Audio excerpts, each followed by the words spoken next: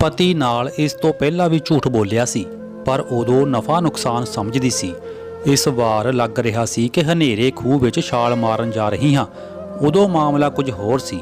ਮੈਂ ਆਪਣੇ ਪਤੀ ਨੂੰ ਆਪਣੀ ਤਨਖਾਹ ਅਸਲ 'ਚ ਘੱਟ ਦੱਸੀ ਤਾਂ ਜੋ ਕੁਝ ਪੈਸੇ ਬਚਾ ਸਕਾਂ, ਤਾਂ ਜੋ ਸਾਰੇ ਪੈਸੇ ਉਸ ਦੀ ਸ਼ਰਾਬ ਵਿੱਚ ਨਾ ਚਲੇ ਜਾਣ। ਪਤਾ ਸੀ ਕਿ ਫੜੀ ਗਈ ਤਾਂ ਬਹੁਤ ਮਾਰ ਪਵੇਗੀ, ਅੱਖਾਂ ਸੁੱਜ ਜਾਣਗੀਆਂ, ਪਸਲੀਆਂ 'ਚ ਦਰਦ ਰਹੇਗਾ, ਲੱਕ ਤੇ ਕੁਝ ਨਿਸ਼ਾਨ ਪੈ ਜਾਣਗੇ। ਪਰ ਚੈਨ ਸੀ ਕਿ ਬੈਂਕ ਦੀ ਫਿਕਸ ਡਿਪੋਜ਼ਿਟ 'ਚ ਜਮ੍ਹਾਂ ਕੀਤੇ ਪੈਸੇ ਉਹ ਫੇਰ ਵੀ ਨਹੀਂ ਕੱਢ ਸਕੇਗਾ। ਅਜਿਹਾ ਮੈਡਮ ਨੇ ਸਮਝਾਇਆ ਸੀ।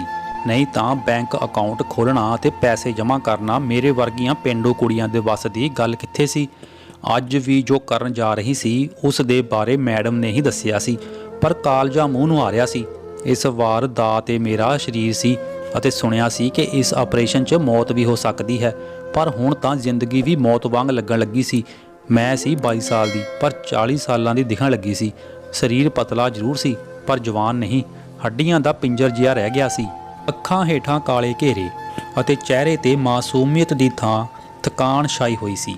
ਤੁਰਦੀ ਤਾਂ ਲੱਗਦਾ ਸੀ ਕਿ ਕੁੱਬ ਨਿਕਲ ਆਇਆ, ਅਤੇ ਇਹ ਸਿਰਫ ਉਹ ਸੀ ਜੋ ਸਾਰਿਆਂ ਨੂੰ ਦਿਖਾਈ ਦਿੰਦਾ ਸੀ। ਜੋ ਕੁਝ ਅੰਦਰ ਟੁੱਟਿਆ ਪਿਆ ਸੀ ਉਸ ਦੀ ਚੀਕ ਤਾਂ ਸਿਰਫ ਮੇਰੇ ਕੰਨਾਂ ਵਿੱਚ ਹੀ ਗੂੰਜਦੀ ਸੀ। ਸ਼ੁਰੂਆਤ ਵਿੱਚ ਤਾਂ ਉਹ ਮੈਨੂੰ ਗਲਤ ਵੀ ਨਹੀਂ ਸੀ ਲੱਗਦਾ। 15 ਸਾਲ ਦੀ ਉਮਰ 'ਚ ਵਿਆਹ ਹੋਇਆ ਅਤੇ ਸ਼ਹਿਰ ਆ ਗਏ। ਪਤੀ ਕੰਮ ਕਰਕੇ ਘਰ ਆਉਂਦਾ ਤਾਂ ਖਾਣ ਤੋਂ ਬਾਅਦ ਬਿਸਤਰ 'ਚ ਮੇਰੀ ਸਿਰਫ ਲੋੜ ਹੁੰਦੀ। ਮੈਂ ਕੇਵਲ ਇੱਕ ਸਰੀਰ ਸੀ ਜਿਸ ਦੀਆਂ ਭਾਵਨਾਵਾਂ ਨਾਲ ਉਸ ਦਾ ਕੋਈ ਸਰੋਕਾਰ ਨਹੀਂ ਸੀ, ਪਰ ਇਸ ਤੋਂ ਵੱਧ ਵੀ ਕੋਈ ਆਸ ਨਹੀਂ ਸੀ। ਮਾਂ ਨੇ ਦੱਸਿਆ ਸੀ ਅਜਿਹਾ ਹੀ ਹੁੰਦਾ ਹੈ। ਉੱਥੋਂ ਤੱਕ ਵੀ ਠੀਕ ਸੀ। ਫਿਰ ਪਹਿਲਾਂ ਕੁੜੀ ਹੋਈ, ਫਿਰ ਪਹਿਲੀ ਕੁੱਟਮਾਰ, ਫਿਰ ਉਸਨੇ ਪਹਿਲੀ ਵਾਰ ਸ਼ਰਾਬ ਪੀਤੀ, ਫਿਰ ਬਿਸਤਰੇ 'ਚ ਸਾਰਾ ਗੁੱਸਾ ਕੱਢਿਆ।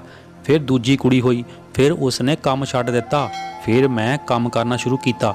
ਫਿਰ ਤੀਜੀ ਕੁੜੀ ਹੋਈ, ਮੇਰੇ ਨਾਲ ਕੁੱਟਮਾਰ, ਮੇਰੇ ਕਮਾਏ ਪੈਸਿਆਂ ਨਾਲ ਸ਼ਰਾਬ ਅਤੇ ਬਿਸਤਰ 'ਚ ਸ਼ੈਤਾਨ ਦੀ ਤਰ੍ਹਾਂ ਮੇਰੇ ਹੀ ਸਰੀਰ ਦੀ ਵਰਤੋਂ। ਸਭ ਜਾਰੀ ਰਿਹਾ, ਪਰ ਮੈਂ ਚੁੱਪ ਸੀ। ਔਰਤ ਨਾਲ ਇਹ ਸਭ ਹੁੰਦਾ ਹੈ। ਮਾਂ ਨੇ ਦੱਸਿਆ ਸੀ ਚੌਥੀ ਵਾਰ ਜਦੋਂ ਗਰਭਵਤੀ ਸੀ ਤਾਂ 20 ਸਾਲਾਂ ਦੀ ਹੋ ਗਈ ਸੀ। ਅੱਧ ਮਰੇ ਸਰੀਰ ਨੂੰ ਜਦੋਂ ਮੈਡਮ ਜਿਨ੍ਹਾਂ ਦੇ ਘਰ ਮੈਂ ਕੰਮ ਕਰਦੀ ਸੀ ਨੇ ਫਿਰ ਫੁੱਲਦੇ ਦੇਖਿਆ ਤਾਂ ਨਾਰਾਜ਼ ਹੋ ਗਈ। ਪੁੱਛਿਆ, ਪੈਦਾ ਕਰ ਪਾਵੇਂਗੀ? ਇੰਨਾ ਖੂਨ ਵੀ ਹੈ ਸਰੀਰ 'ਚ? ਮੈਂ ਕਿਹਾ, ਹੋ ਜਾਵੇਗਾ। ਸੋਚਿਆ, ਵੱਡੇ ਘਰ ਦੀ ਇਹ ਔਰਤ ਨਹੀਂ ਸਮਝੇਗੀ ਮੇਰੀ ਜ਼ਿੰਦਗੀ ਨੂੰ। ਬੇਟਾ ਪੈਦਾ ਹੋਣ ਤੱਕ ਮੈਨੂੰ ਇਹ ਸਭ ਝੱਲਣਾ ਹੀ ਪਿਆ ਸੀ। ਬੈਂਕ 'ਚ ਪੈਸੇ ਜਮ੍ਹਾਂ ਕਰਨ ਦੀ ਸਲਾਹ ਅਤੇ ਮਦਦ ਇੱਕ ਗੱਲ ਸੀ, ਪਰ ਉਸ ਨੂੰ ਘਰ ਪਰਿਵਾਰ ਦੀ ਇਹ ਬਾਰੀਕੀ ਨਹੀਂ ਸਮਝਾ ਸਕਦੀ ਸੀ। ਮਨ ਕਰਦਾ ਸੀ ਕਿ ਸਭ ਚੁੱਪ-ਚਾਪ ਹੋ ਜਾਵੇ, ਕਿਸੇ ਨੂੰ ਪਤਾ ਨਾ ਚੱਲੇ ਕਿ ਮੈਂ ਗਰਭਵਤੀ ਹਾਂ। ਮੇਰਾ ਸਰੀਰ ਨਾ ਬਦਲੇ, ਮੇਰੀ ਜ਼ਿੰਦਗੀ ਦੀ ਕਹਾਣੀ ਮੈਨੂੰ ਚੁਰਾਹੇ 'ਚ ਨਾ ਖੜੀ ਕਰ ਦੇਵੇ। ਮੈਨੂੰ ਯਕੀਨ ਸੀ ਕਿ ਬੇਟਾ ਹੋ ਜਾਵੇਗਾ ਤਾਂ ਸਭ ਠੀਕ ਹੋ ਜਾਵੇਗਾ। ਕੁੱਟਮਾਰ, ਸ਼ਰਾਬ, ਬਿਸਤਰ ਦਾ ਉਹ ਮਨਹੂਸ ਸਿਲਸਿਲਾ ਟੁੱਟ ਜਾਵੇਗਾ ਅਤੇ ਇਸ ਵਾਰ ਮੁੰਡਾ ਹੀ ਹੋਇਆ। ਹਸਪਤਾਲ 'ਚ ਜਦੋਂ ਨਰਸ ਨੇ ਆ ਕੇ ਇਹ ਦੱਸਿਆ ਤਾਂ ਮੈਂ ਰੋਣ ਲੱਗੀ। ਬੱਚੇ ਨੂੰ ਪੈਦਾ ਕਰਨ ਲਈ 10 ਘੰਟਿਆਂ ਬੱਦੀ ਸਹਾਰਿਆ। ਦਰਦ ਅਤੇ 9 ਮਹੀਨੇ ਤੱਕ ਕਮਜ਼ੋਰ ਸਰੀਰ ਵਿੱਚ ਪਾਲਣ ਦੀ ਥਕਾਨ ਮੈਨੂੰ ਇੱਕ ਪਲ 'ਚ ਗਾਇਬ ਹੋ ਗਈ। ਪਰ ਫਿਰ ਕੁਝ ਨਹੀਂ ਬਦਲਿਆ। ਉਹ ਮਨਹੂਸ ਸਿਲਸਿਲਾ ਜਾਰੀ ਰਿਹਾ। ਹੁਣ ਮੇਰੀ ਕੀ ਗਲਤੀ ਸੀ? ਹੁਣ ਤਾਂ ਮੈਂ ਮੁੰਡਾ ਵੀ ਪੈਦਾ ਕਰ ਦਿੱਤਾ ਸੀ। ਮੇਰੇ ਪਤੀ ਨੂੰ ਸ਼ਾਇਦ ਸ਼ੈਤਾਨ ਬਣਨ ਦੀ ਆਦਤ ਪੈ ਗਈ ਸੀ। ਮੇਰਾ ਸਰੀਰ ਬਹੁਤ ਟੁੱਟ ਗਿਆ ਸੀ। ਫਿਰ ਕਿਤੇ ਗਰਭਵਤੀ ਨਾ ਹੋ ਜਾਵਾਂ, ਇਹ ਡਰ ਮੈਨੂੰ ਹਰ ਵੇਲੇ ਸਤਾਉਂਦਾ ਰਹਿੰਦਾ ਸੀ। ਇੱਕ ਦਿਨ ਮੇਰੀ ਮੈਡਮ ਨੇ ਮੇਰਾ ਬੇਚੈਨ ਚਿਹਰਾ ਦੇਖਿਆ ਤਾਂ ਮੈਨੂੰ ਪੁੱਛਿਆ ਕਿ ਆਪਣੀ ਜ਼ਿੰਦਗੀ 'ਚ ਇੱਕ ਚੀਜ਼ ਬਦਲਣੀ ਹੋਵੇ ਤਾਂ ਕੀ ਬਦਲੇਗੀ?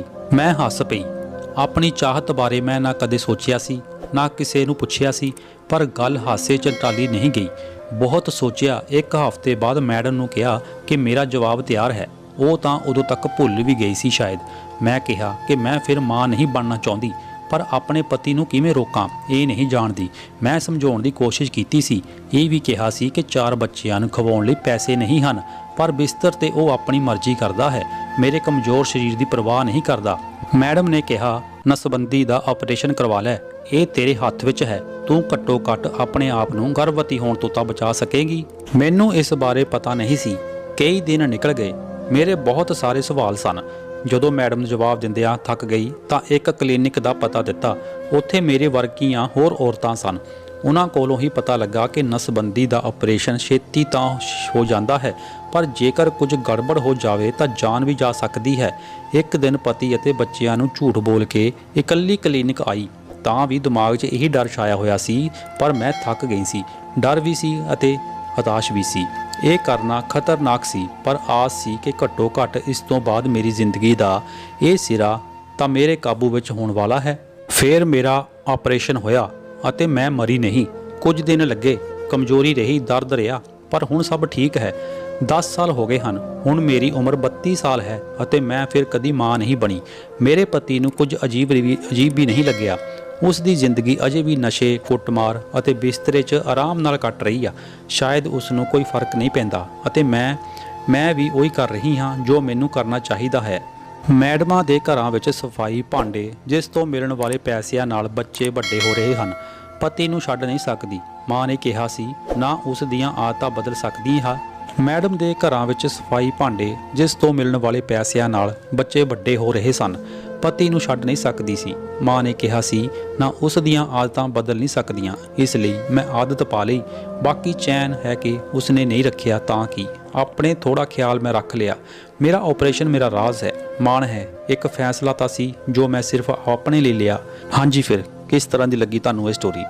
ਜੇ ਤੁਹਾਨੂੰ ਸਟੋਰੀ ਵਧੀਆ ਲੱਗੀ ਤੇ ਕਮੈਂਟ ਕਰਕੇ ਆਪਣਾ ਆਨਸਰ ਜ਼ਰੂਰ ਦੇਣਾ। ਤੇ ਮਿਲਦੇ ਹਾਂ ਇੱਕ ਨਵੀਂ ਵੀਡੀਓ 'ਚ। ਧੰਨਵਾਦ ਜੀ।